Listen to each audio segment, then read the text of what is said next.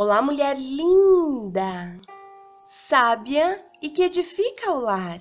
Eu sou Eliane Cristine e estamos lendo de segunda a sexta o livro de Priscila Shirer, A Resolução de Toda Mulher. Este projeto está autorizado pela editora BV Books. Para a aquisição do livro, entre em contato pelo site bvloja.com.br.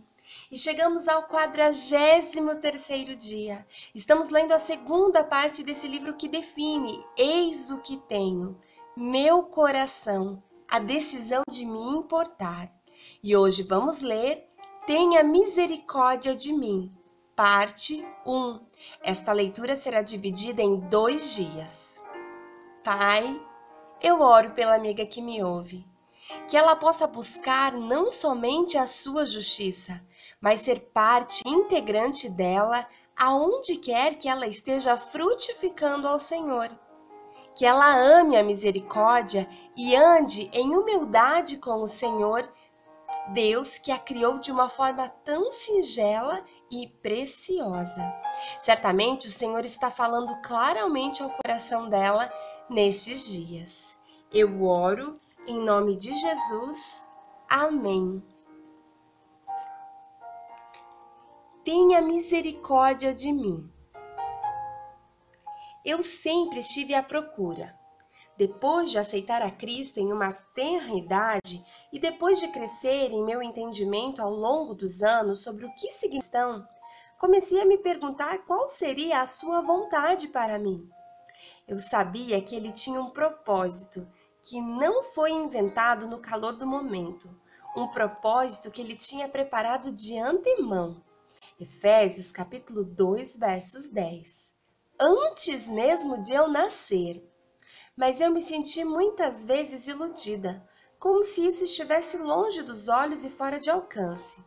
Quando eu era mais jovem, quando eu estava pensando em cursos para fazer, quais oportunidades aceitar e que direção deveria seguir, eu regularmente desejava que Deus fosse mais claro e mais franco sobre o que Ele queria que eu fizesse naquele momento em particular da minha vida.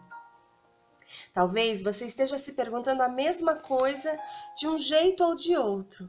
Você se sente como se estivesse apenas vagando, dando voltas sem rumo por semanas, meses, andando por aí, com um ponto de interrogação contínuo, flutuando acima de sua cabeça.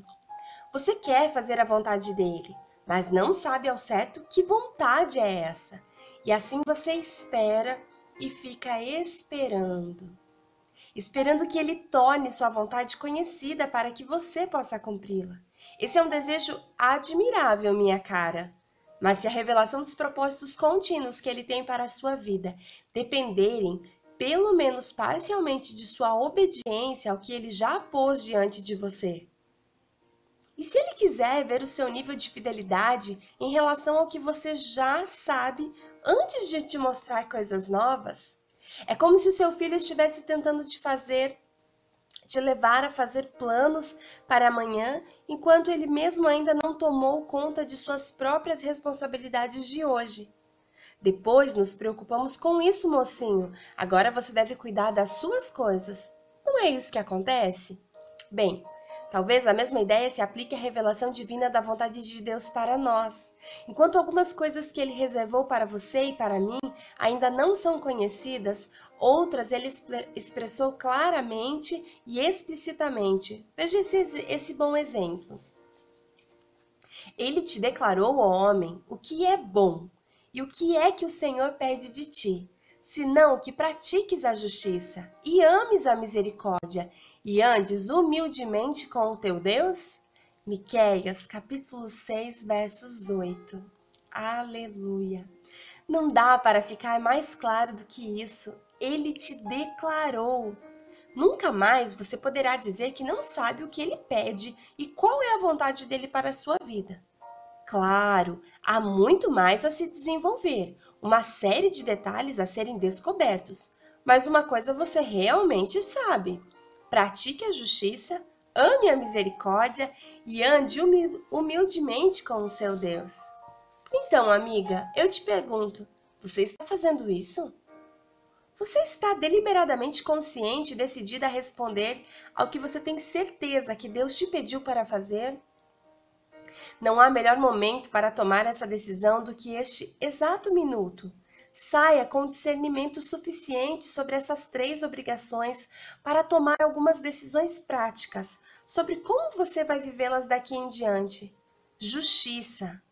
Quando li esta parte do versículo, fiquei imediatamente impressionada com o verbo que precede esta palavra.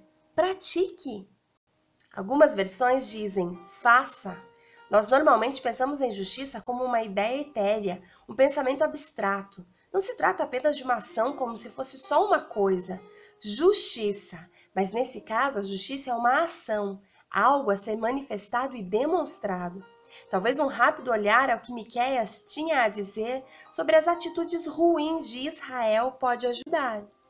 Ai daqueles que nas suas camas intentam a iniquidade e maquinam o mal, à luz da o praticam, porque estás no poder da sua mão, e cobiçam campos e cobiçam casas e arrebatam-nas. Assim fazem a violência a um homem e a sua casa, a uma pessoa e a sua herança. Miqueias capítulo 2, versos 1 ao 2. Uma mulher decidida a praticar a justiça não se aproveita das pessoas, mesmo que ela tenha os meios e a oportunidade para fazê-lo. Em vez disso, ela decide agir corretamente, buscando uma solução justa, para pensar na melhor maneira pela qual as pessoas ou as circunstâncias possam ser servidas em uma situação particular, mesmo que, às vezes, à sua própria custa. Eu não estou dizendo que ela é fraca ou facilmente enganada. Ela simplesmente não está procurando obter vantagem sobre as pessoas e manipulando as coisas de modo que ela venha a ser a grande vencedora. Os seus principais interesses são ver a justiça sendo feita, buscar soluções que sejam justas, razoáveis, objetivas e, mais importantes, que expressem o amor de Cristo. Isto te descreve? Você tem mais mania de tentar tirar vantagem dos outros, estando mais preocupada com a sua proteção do que com o que acontece aos outros? Você está mais empenhada a ficar com a melhor parte do acordo do que a certificar-se de que os outros estão bem cuidados? Você luta por justiça ou apenas por si mesma? Amiga, um bom negócio, ele só é bom quando é bom para as 2 partes. Também há uma frase que nesta semana eu publiquei no meu Facebook que dizia assim: não existe má influência quando se tem caráter.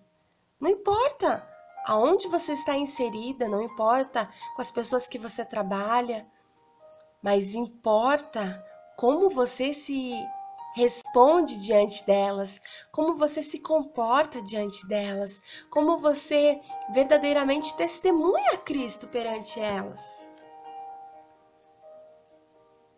Tirar vantagem das pessoas ou das situações, ainda que seja algo que possa parecer legítimo, não provém da vontade de Deus, não faz parte do caráter de Cristo e não é o que Ele quer refletir na sua vida. Então, eu gostaria que você meditasse a respeito do que estamos lendo nesse capítulo e de que nós passemos então a buscar a justiça, a misericórdia e andemos retamente, em humildade diante do nosso Deus. Eu tenho certeza que Ele está falando aos corações de muitas mulheres, se não de todas, para que possamos pedir que o prumo dele esteja nivelando o nosso caráter, as nossas ações e a nossa resposta a Ele. Nós sabemos o que Ele quer de nós, que nós pratiquemos a justiça, amemos a misericórdia e andemos em humildade diante dEle e também dos nossos semelhantes, manifestando o amor dEle sobre as vidas das pessoas. Amigo, um grande beijo e até amanhã.